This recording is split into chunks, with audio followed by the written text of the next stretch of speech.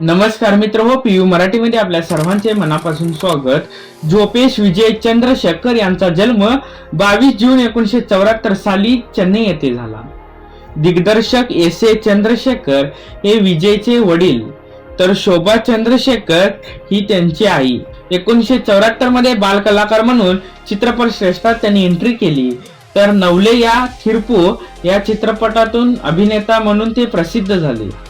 अशाच या विजय थलपतीचा 13 वर्षापूर्वी म्हणजेच 9 ऑगस्ट 2013 साली थलपती विजयाचा एक चित्रपट रिलीज होणार होता।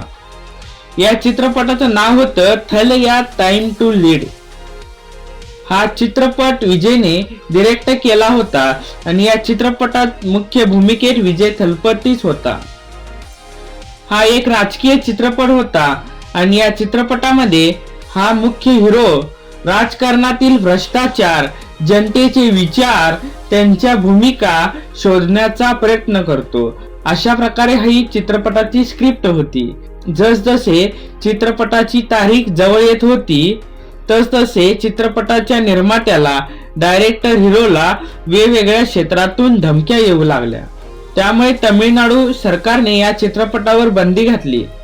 चुकूनही चित्रपट रिलीज झालाच तर तमिळनाडू मधील सर्व थिएटर उडवून देऊ अशा प्रकारे कार्यकर्त्यांनी धमक्या सुरू केल्या। त्यावेळी AIADMK या पक्षाचं सरकार होतं। जयललिता या पक्षाच्या मुख्यमंत्री होत्या।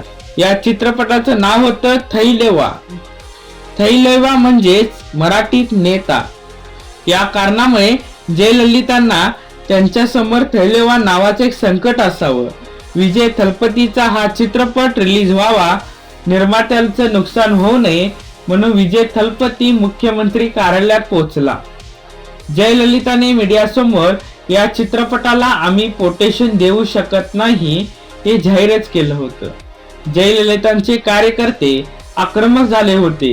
धमकीचे फोन, यामुळे जनतेचे नुकसान होईल, या कारणांमुळे तुमच्या रिस्कवर हा चित्रपट रिलीज करा असे जयललितांनी सांगितले आणि शेवटी तमिळनाडू सोडून संपूर्ण भारतभर हा चित्रपट रिलीज झाला।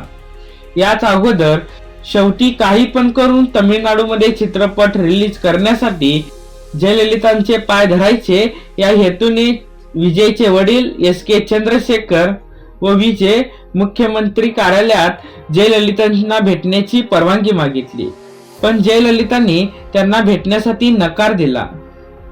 कार्यालयात थांबून विजयचा वेळही वाया गेला होता आणि या कारणामुळे थलपतीचाही अपमान झाला, कारण लाखो चाहते या अभिनेत्याला बघण्यासाठी व भेटण्यासाठी धडपडतात।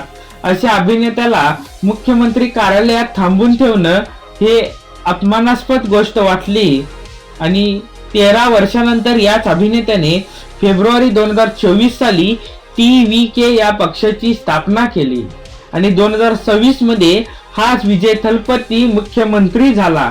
जिथे आपला अपमान झाला होता, तिथे मुख्यमंत्र्यांना भेटण्यासाठी आपला वेळ वाया गेला होता, हाच तो विजय थलपती त्याच कार्यालयाचा मुख्यमंत्री झाला आणि तमिळनाडू सरकार आपल्या हातात घेतलं। जिद्द होती, चिकाटी होती, मेहनत होती आणि हीच तर त्याच्या यशाची एक नवी सुरुवात होती। अशाच नवनवीन व्हिडिओसाठी आताच आपलं हे चॅनल सबस्क्राईब करा, लाईक करा, शेअर करा आणि आपलं चॅनल पीयू मराठी चॅनललाही सबस्क्राईब करा।